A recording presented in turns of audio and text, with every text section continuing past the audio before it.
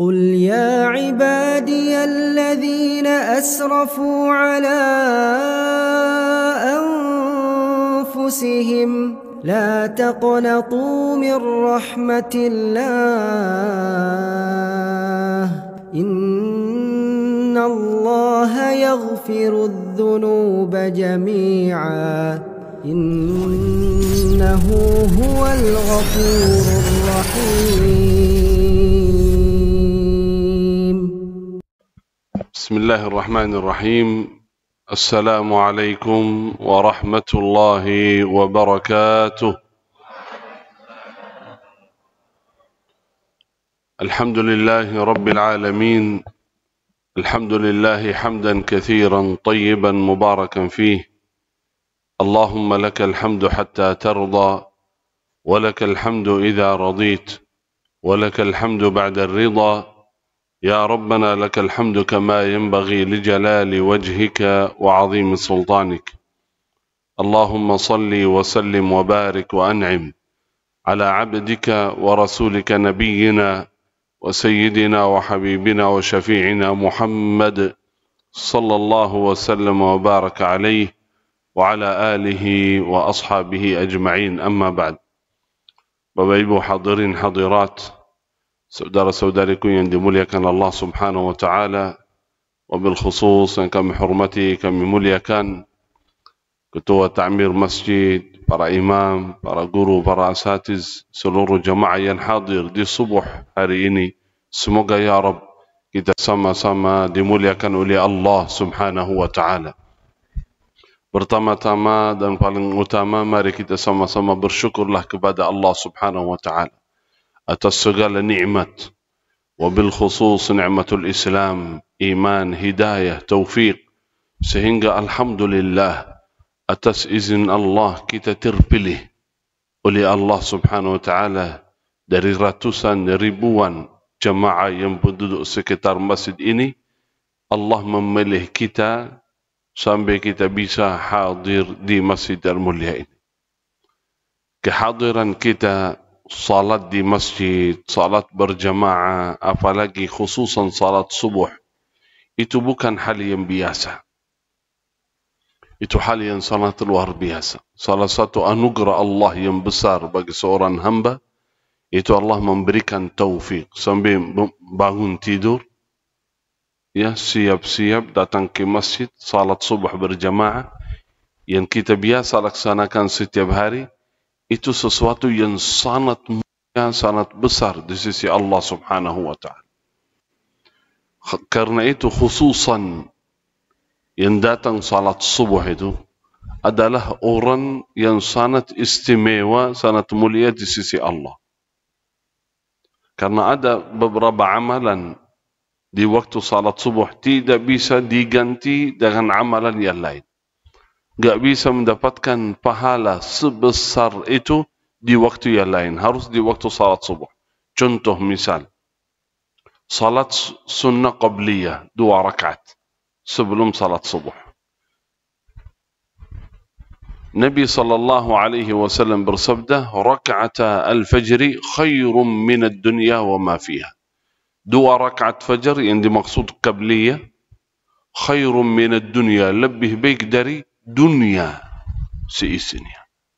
Bayangkan, itu baru salat sunnah. Salat sunnah 2 rakaat yang sederhana. Rakaat yang pertama setelah Al-Fatihah suratul Kafirun.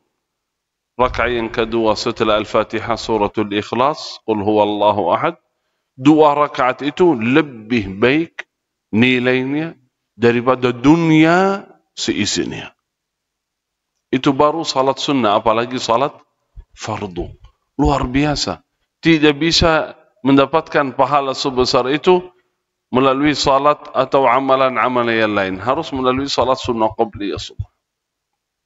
Masih banyak sekali keutamaan fadilah khususnya salat subuh. Karena itu Bapak Ibu, bersyukurlah kepada Allah.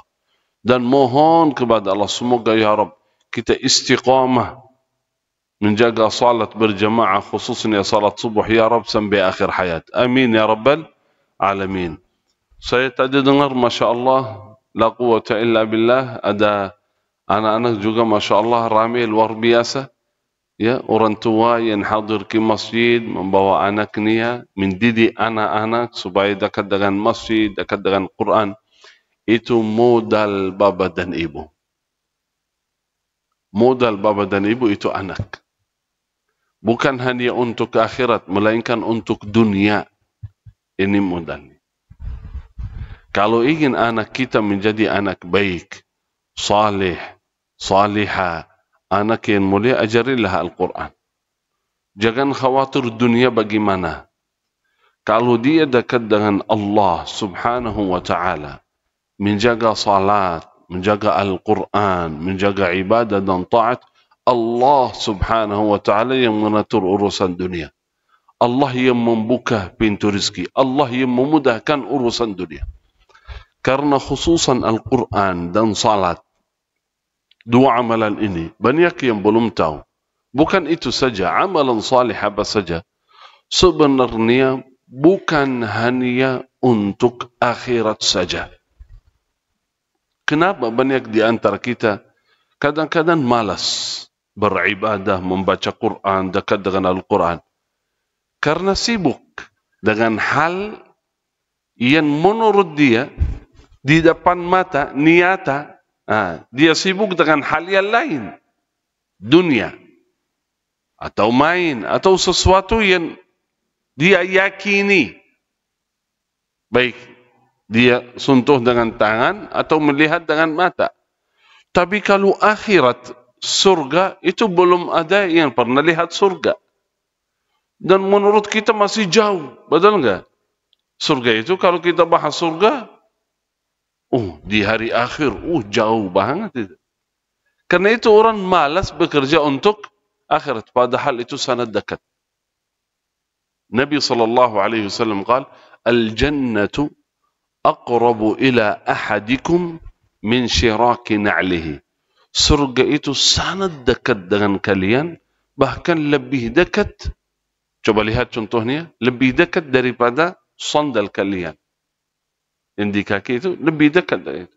Wan naru mithlu dzalik, neraka seperti itu. Artinya surga sangat dekat, bukan jauh.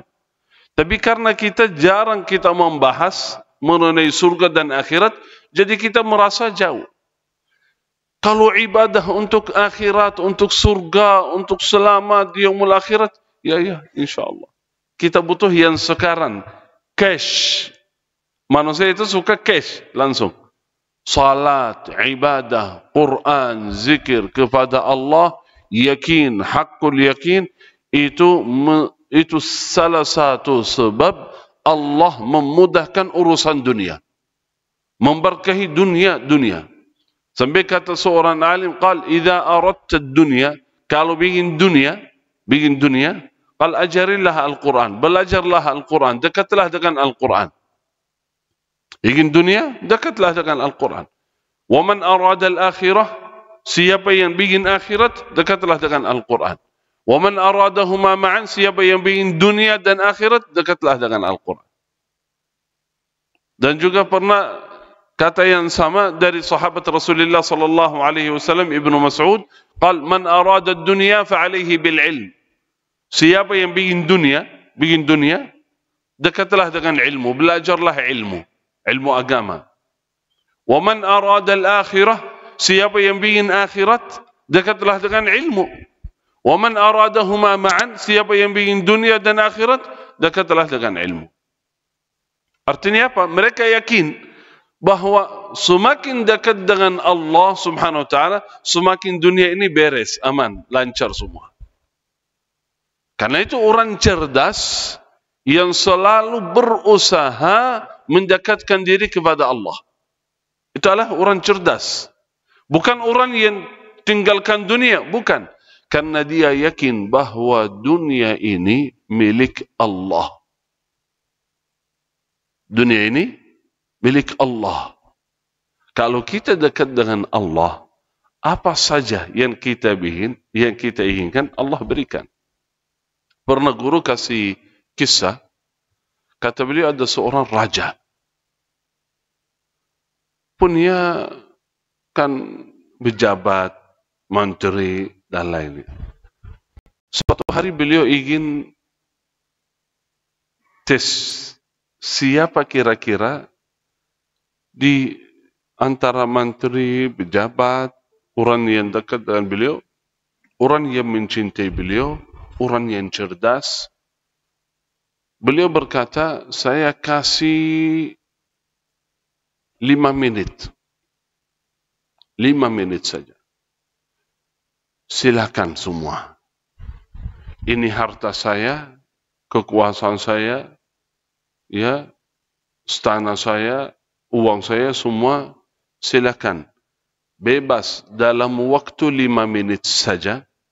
Apa saja yang kalian ambil, yang bisa bawa, itu hak Anda. Milik Anda sendiri. Tapi waktunya yang sedikit saja. Kalau Anda dalam waktu 5 menit bisa mengambil apa saja, itu milik Anda sendiri.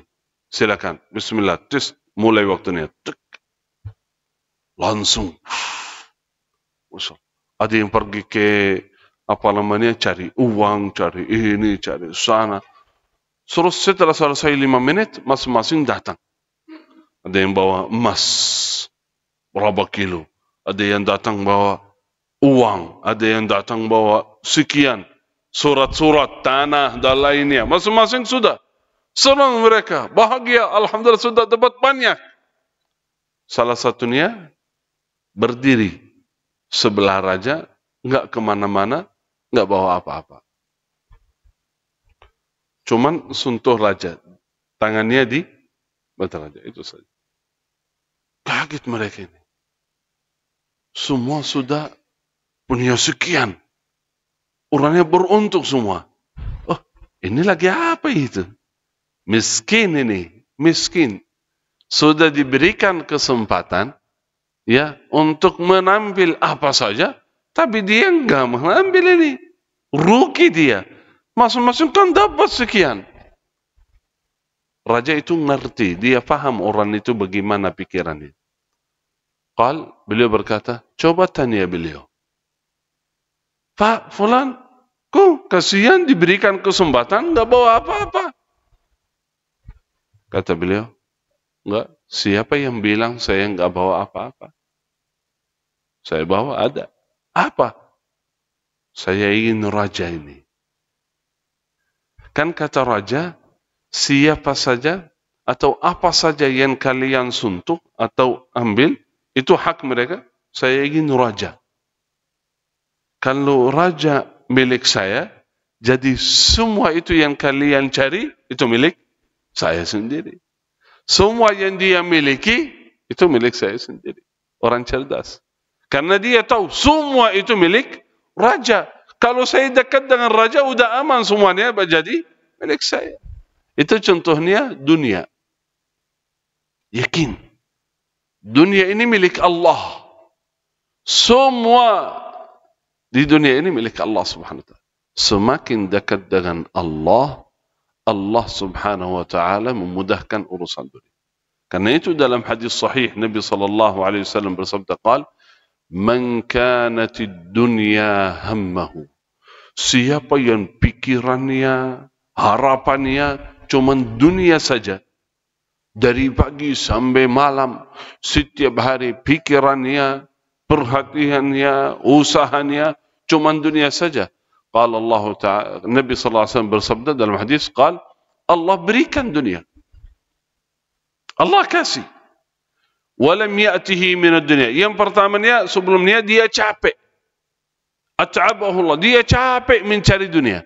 Walam ya'tihi illa ma kutiba lahu. Tidak mendapatkan dari dunia kecuali yang ditentukan oleh Allah, yang ditakdirkan oleh Allah subhanahu wa ta'ala. Wa man kanatil akhiratu hammahu. Siapa yang akhiratnya, dia pikirannya akhirat. Perhatiannya dengan akhirat. Harapannya akhirat. Nabi SAW bersabda, aghnahu. Allah menjadikan dia kaya dalam hatinya. Aghna qalbuhu. Wa a'tahu dunia. Allah berikan dunia. Dunia saja mengalir ke badannya. Dunia ini datang ke badannya. Bukan dia yang mencari dunia, bahkan dunia yang mencari dia. Karena dia mencari Allah Subhanahu wa taala. Karena itu Bapak Ibu, beruntung orang tua yang selalu berfikir bagaimana anak saya menjadi anak saleh. Anak yang baca Quran, yang hafal Quran. Karena keuntungannya bukan hanya untuk anak, melainkan untuk orang tua di dunia dan akhirat. Orang yang berbakti baik kepada orang tua biasanya adalah orang saleh. Enggak mungkin dia tinggalkan orang tuanya sama sekali. Dia selalu berfikir untuk orang tua. Bagaimana saya membalas kebaikan orang tua? Kenapa? Karena dididik dengan kebaikan, dengan amalan-amalan saleh. Semoga ya Rabb, anak-anak kita menjadi anak yang baik, saleh, salihah, yang membahagiakan kita sebagai orang tua di dunia wal akhirah. Amin ya Rabbal alamin. Salah satu amalan adalah Al-Quran. Kalau kita membaca, mempelajari, menjaga Al-Quran, Allah Subhanahu wa taala memuliakan kita dunia dan akhirat. Bukan harapan kita dunia, ini sangat penting sekali. Kalau kita beribadah, bertaat, bertaqarrub kepada Allah, bukan harapannya dunia, tapi yakin melalui bertaqarrub kepada Allah, Allah memudahkan urusan dunia. Sampai dalam hadis, seorang itu saking dekat dengan Allah Subhanahu wa taala, sebelum dia meminta sesuatu, kan dianjurkan untuk berdoa. Sebelum kita memohon kepada Allah, saking kita sibuk beribadah, bertaqarrub kepada Allah, Allah berikan apa yang kita minta, apa yang kita ingin di dunia ini. Karena itu dekatlah dengan Allah. Usahakan. Jangan sampai tinggalkan ibadah, taat, khususnya salat dan bacaan Al-Quran. Al-Quran ini salah satu keutamaannya, Nabi SAW bersabda, hadis yang kita hafal semua, tapi perlu kita bayangkan maknanya. Khairukum man ta'allama al-Qur'ana wa 'allama. Sebaik-baik di antara kalian. Siapa ya Rasulullah? Sebaik-baik di antara kalian. Dalam riwayat, inna min afdalikum. Sesungguhnya orang yang paling afdal di antara kalian adalah orang yang belajar dan mengajarkan Al-Quran. Bayangkan, bukan hafal. Belum hafal dia, masih belajar. Apakah dia hafal? Belum. Bacaannya lancar? Belum. Dia masih belajar. Dia menjadi orang yang terbaik di sisi Allah Subhanahu wa ta'ala. Kenapa? Karena dia berusaha mempelajari kalamullah. Hanya berusaha saja mempelajari kalamullah, dia menjadi orang yang terbaik, kata Rasulullah sallallahu alaihi wasallam. Bayangkan kalau kita berjalan di dunia ini, tapi di sisi Allah kita orang terbaik. Karena itu seorang salafus salih namanya Abi Abdurrahman As-Sulami, salah satu orang tabi'in yang belajar Al-Quran langsung sama sahabat Rasulullah sallallahu alaihi wasallam. Uthman bin Affan, Ubay bin Ka'ab, Zaid bin Thabit.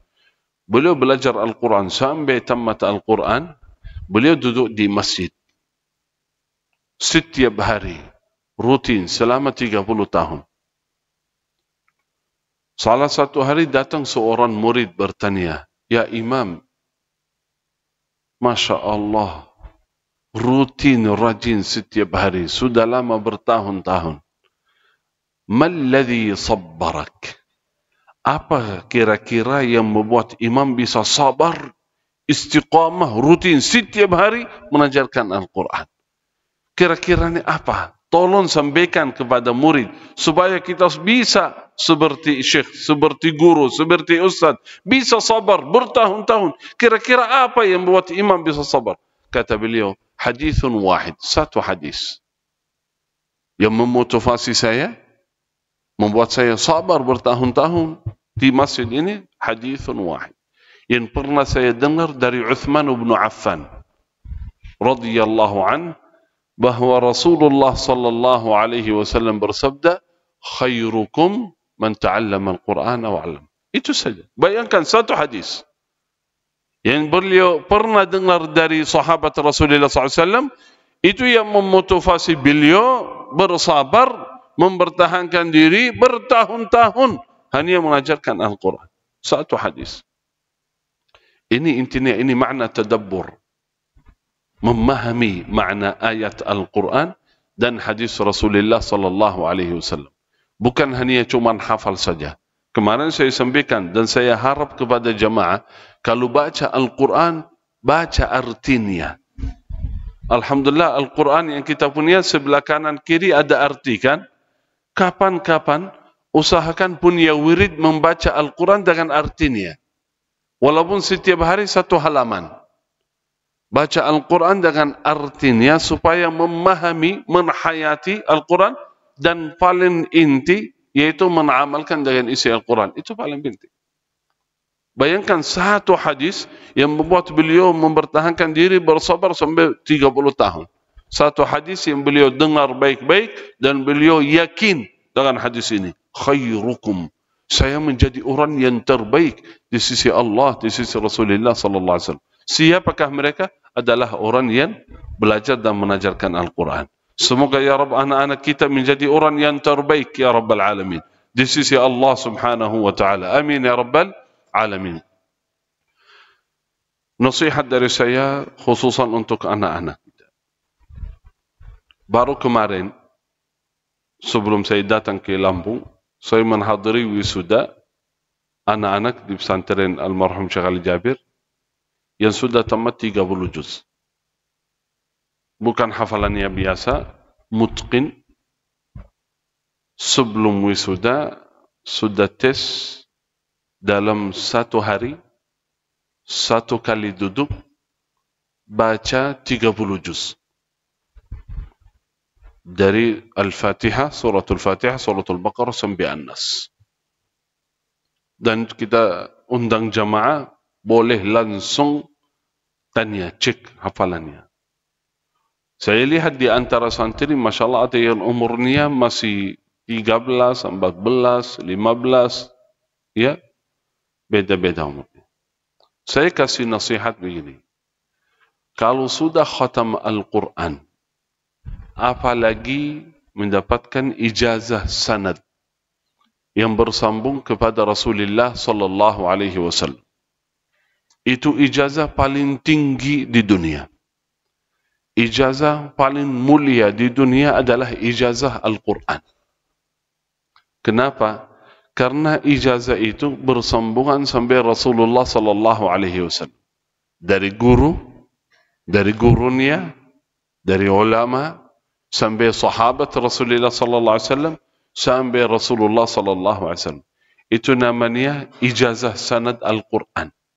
Berarti bukan baca saja, bukan hafalan saja, tetapi guru bersaksi bahawa bacaan orang ini, murid saya, sesuai bacaan yang saya pernah belajar dari guru.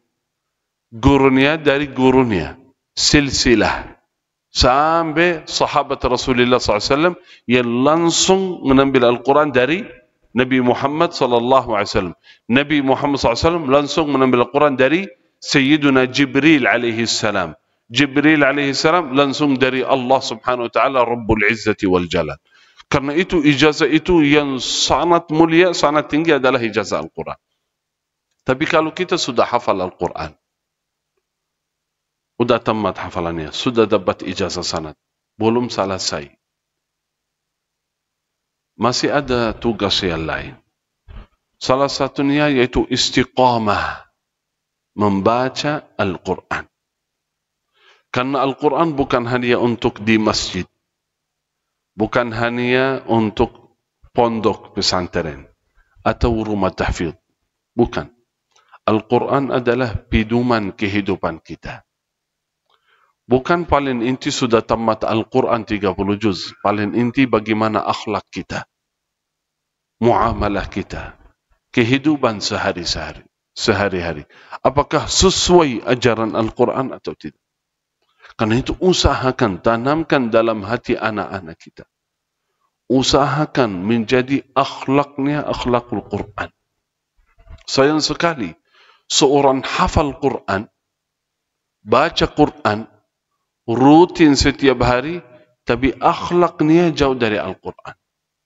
Muamalahnya sehari-hari jauh dari Al-Quran. Intinya apa yang kita baca, apa yang kita belajari, kita amalkan dengan isinya. Itulah Ahlul Quran. Ahlul Quran bukan hanya para penghafal Quran. Bapak Ibu, di antara Bapak dan Ibu, walaupun belum hafal juz 30, walaupun belum hafal beberapa surat, bisa menjadi Ahlul Quran. Gimana caranya? Dekatlah dengan Al-Quran. Baca, cintailah Al-Quran. Usahakan apa isinya, usahakan berada dalam hati, dalam diri, dalam kehidupan kita. Sahabat Rasulullah sallallahu alaihi wasallam bukan semua para huffaz. Bukan seluruh sahabat Ahlul Quran hafal Quran, bukan. Tapi semua Ahlul Quran. Bukan hafal Quran, tapi akhlak mereka akhlakul Quran. Sampai kata seorang salaf, sahabat Rasulullah, beliau menjelaskan, sahabat Rasulullah Qur'anan yamshi 'alal ard, seperti Quran yang berjalan. Sahabat Rasulullah seperti Quran yang berjalan, kayak Quran itu berjalan. Artinya akhlak mereka, ibadah mereka, sehari-hari mereka sesuai ajaran Al-Quran. Itu paling inti. Bukan hanya berapa juz yang kita hafal, berapa kali kita tamat, atau berapa umur waktu kita khatam Quran. Intinya apakah Al-Quran masuk dalam hati, dalam diri, dalam kehidupan kita atau tidak. Itu yang perlu kita tanamkan dalam hati diri anak-anak kita. Salah satu caranya kita membaca Al-Quran, saya mohon ya kepada Tahfiz Al-Ansar, ajarilah anak-anak walaupun mulai surat-surat yang pendek, juz 30, ajarilah baca arti Al-Quran, makna Al-Quran. Mulai pelan-pelan baca beberapa surat, baca arti, baca maknanya supaya nanti mengamalkan. Sampai boleh kasih tugas apa yang baca, besok tanya, sudah amalkan atau tidak dengan ayat itu. Ayat misal sedekah, suruh dia bersedekah walaupun sedikit. Ayat, kasih uang dia bersedekah. Ayat puasa, sudah berpuasa enggak? Salat fardu 5 waktu, coba tanya dia salat, jaga salatnya atau tidak. Kata Ibnu Mas'ud radhiyallahu anhu, kunna nata'allamu 10 ayat. Kita bersama Nabi Muhammad SAW mempelajari 10 ayat saja. 10 ayat. Tidak melewati 10 ayat, sampai kita membaca dan mempelajari, memahami maknanya dan mengamalkan dengan isinya. Setelah kita mengamalkan dengan isinya, baru kita pindah baca ayat berikutnya. Bayangkan. Karena itu sangat penting kita mengamalkan dengan isi Al-Quran. Walaupun di antara kita belum memahami maknanya, tapi setiap hari membaca, mempunyai wirid, tetap itu sangat mulia di sisi Allah Subhanahu wa ta'ala. Saya kasih beberapa amalan yang saya harap semua Bapak Ibu amalkan dengan ayat-ayat atau surat-surat yang saya sampaikan. Ini terakhir ini. Al-Quran bukan hanya untuk membaca, bukan hanya untuk menghafalkannya, tapi Al-Quran, baca Al-Quran sebagai ruqyah, syifa. Ini banyak yang lupa menambil rahasia Al-Quran dari amalan ini. Al-Quran adalah syifa. Al-Quran menyembuhkan segala penyakit, ruhani maupun jismani. Punya masalah, punya penyakit, ada gangguan dalam kehidupan, baca Al-Quran sebagai ruqyah, syifa. Coba lihat, Al-Quran adalah syifa. Kalau obat yang biasa kita kejar beli dari apotek, dari rumah sakit, namanya dawa. Namanya dawa, bukan syifa. Itu dawa, itu sebab kita minum obat, tapi tidak ada jaminan baik dari doktor, dari apoteker dan lainnya bahwa obat ini 100% bisa menyembuhkan penyakit. Buktinya banyak orang yang minum obat yang sama tetapi tidak sembuh-sembuh. Betul enggak?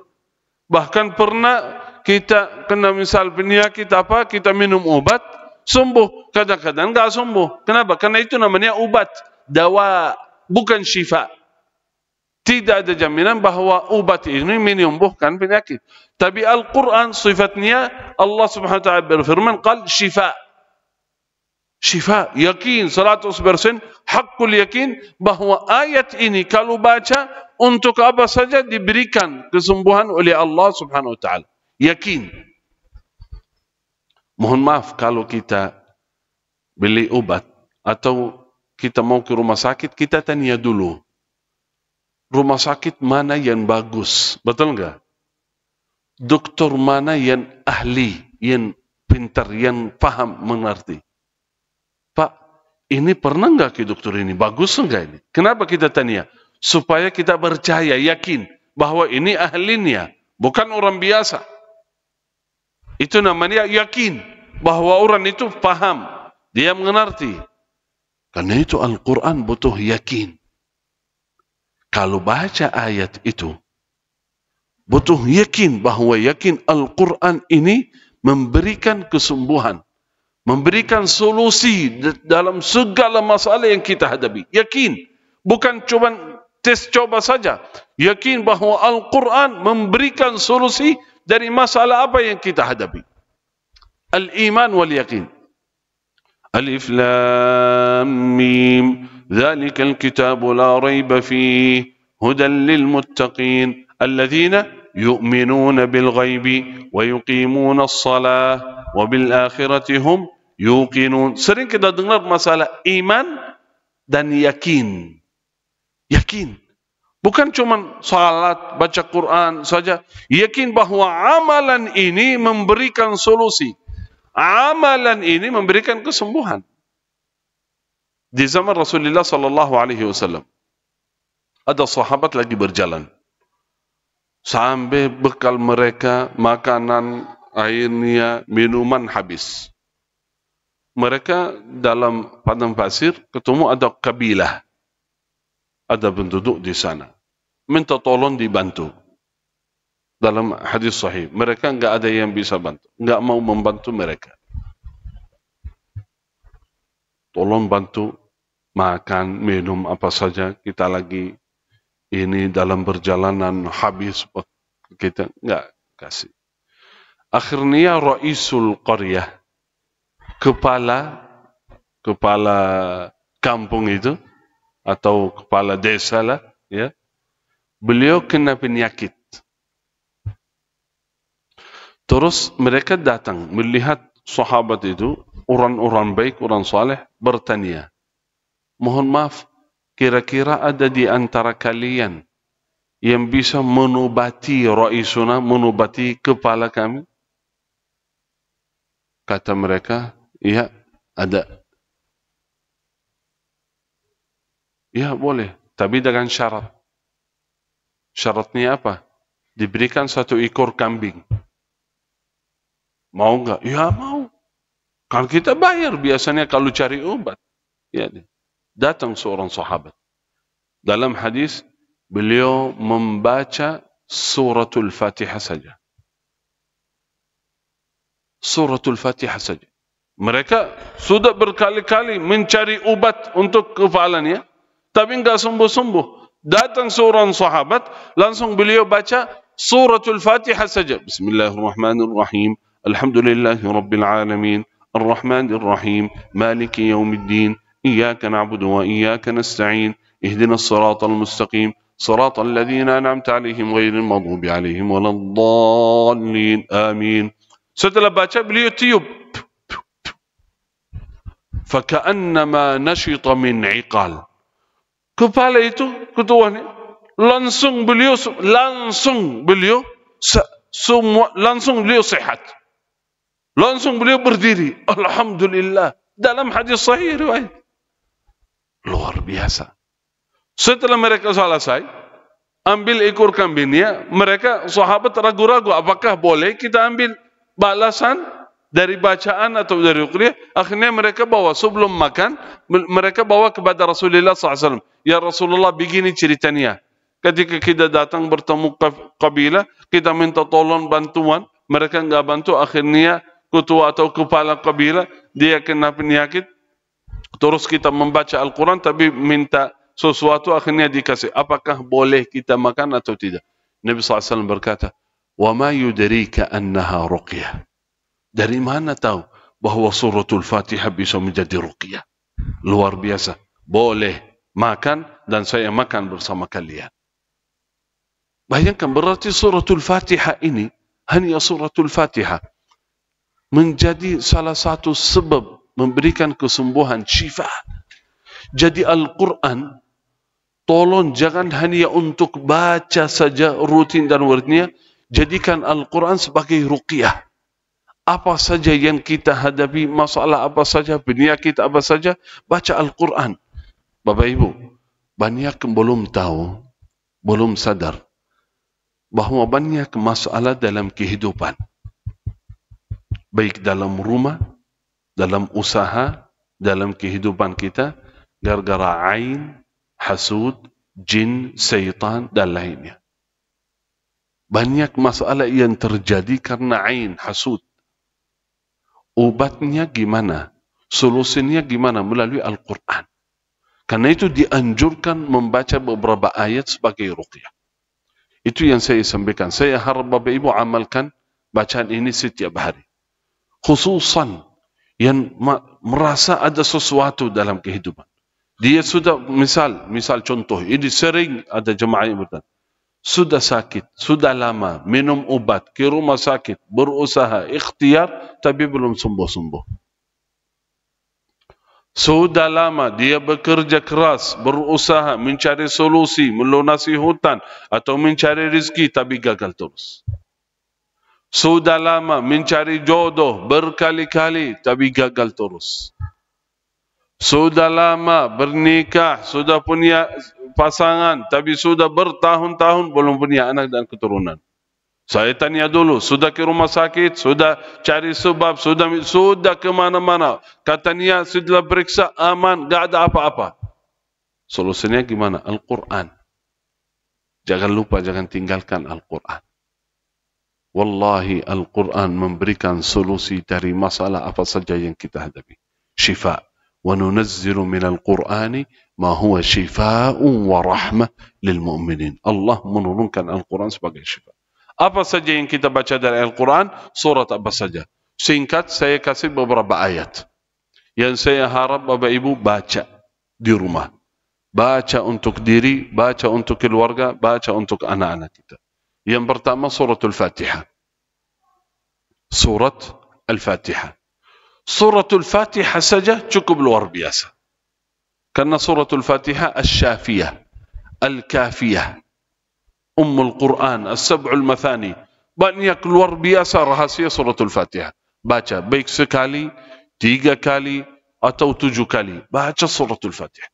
Baik baca sendiri atau baca atas air. Misal bawa air, atau minyak zaitun, ya, atau madu, sendiri boleh baca. Artinya maksud saya tidak usah repot-repot cari ustaz atau cari syekh, tolong syekh baca, boleh, sanad boleh, tidak ada masalah. Tapi sanad boleh masing-masing membaca untuk diri sendiri. Bawa air di rumah, bawa air, taruh air, baca suratul Fatihah. Setelah baca, tiup, minum sendiri. Baca dalam iman, dengan yakin kepada Allah Subhanahu Wa Taala bahawa Al-Quran ini bukan saya. Tapi Al-Quran ini yang saya baca, yakin itu sebab memberikan kesembuhan. Memberikan solusi dari apa yang saya hadapi. Selain suratul Fatihah, 5 ayat pertama suratul Baqarah. Alif Lam Mim sampai ulaika ala hudan min rabbihim wa ulaika humul muflihun. Yang ketiga, ayatul kursi dan 2 ayat berikutnya. Yang keempat, 3 ayat terakhir suratul Baqarah. Yang kelima, Al-Ikhlas, Al-Falaq, An-Nas.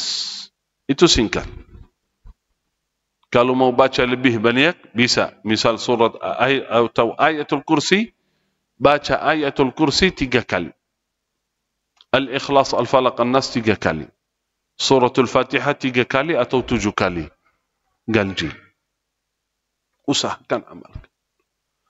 Kalau betul-betul merasa ada sesuatu, baca suratul Baqarah, bukan cuma 5 ayat atau ayatul kursi, baca suratul Baqarah dari awal sampai akhir. Tolong Bapak Ibu, baca suratul Baqarah di rumah. Baca suratul Baqarah di rumah. Tidak harus setiap hari, kapan-kapan ada waktu, usahakan luangkan 1 jam atau 2 jam, baca suratul Baqarah dari awal sampai akhir. Karena suratul Baqarah luar biasa. Sebab menjadikan rumah kita aman, damai dalam rumah, jauh dari godaan syaitan. Kalau rumah di dalamnya dibaca suratul Baqarah, aman, selamat dari syaitan. Bahkan syaitan tidak boleh mengganggu keluarga yang punya suratul Baqarah. Coba lihat, berarti Al-Quran bukan hanya pahala kebaikan yang kita mendapatkan melaluinya, tapi kita mendapatkan kedamaian, keamanan, keselamatan dari segala keburukan. Inilah Al-Quran. Masih banyak sekali keutamaannya. Semoga ya Rabb, apa yang saya sampaikan bermanfaat bagi kita semua. Usahakan jangan jauh dari Al-Quran. Bacalah Al-Quran, belajarilah Al-Quran, hafal walaupun beberapa surat. Usahakan memahami makna Al-Quran, amalkan dengan isi-isi Al-Quran, dan jangan lupa jadikan Al-Quran sebagai ruqyah, syifa dari kita. Apa yang kita hadapi, merasa apa dalam hati, dalam diri atau anak-anak kita, baca Al-Quran. Suratul Fatihah, Ayatul Kursi, Al-Ikhlas, Al-Falaq, An-Nas, baca.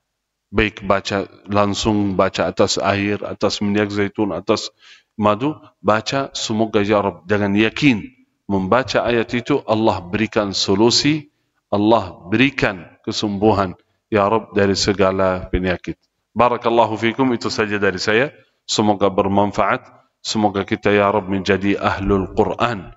Amin ya Rabbal Alamin. Semoga anak-anak kita ya Rabb istiqamah membaca Al-Quran sampai hafal Al-Quran 30 juz. Amin ya Rabbal Alamin. Rabbana hablana min azwajina wa dhurriyatina qurrata a'yun waj'alna lil muttaqina imama. Selalu berdoa.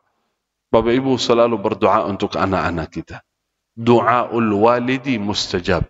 Doa orang tua mustajab untuk anaknya sendiri. Banyak yang minta doa, tolong doakan anak saya, tolong doakan anak saya. InsyaAllah saya berdoa. Tapi doa orang tua untuk anak lebih baik daripada doa saya untuk anak bapa dan ibu. Kenapa? Karena doa orang tua untuk anak mustajab. Kalau doa saya belum tentu mustajab. Saya enggak tahu apakah mustajab untuk anak orang lain atau tidak. Karena itu doa kalian, jangan bosan berdoa untuk anak-anak. Jangan putus asa. Sudah berkali-kali berdoa, jangan tinggalkan doa. Jangan bosan. Harap apa? Harapan kita untuk anak apa? Menjadi anak baik, saleh, lancar, sukses, ahlul Quran, ustaz, guru, orang saleh. Doakan.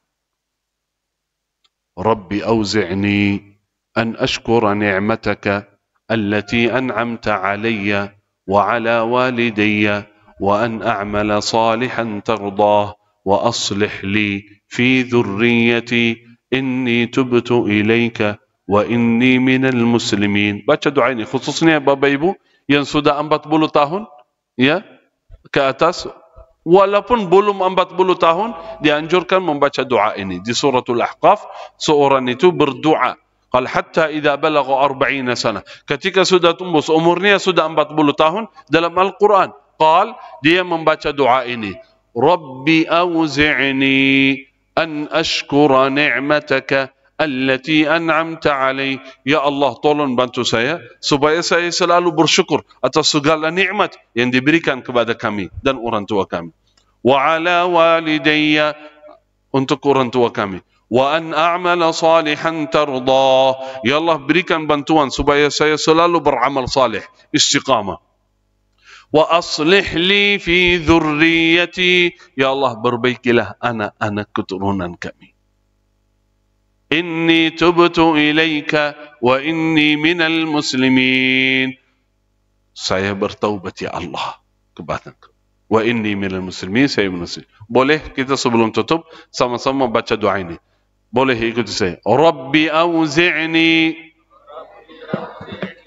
an ashkura ni'mataka allati an'amta alayya wa ala walidayya wa an a'mala salihan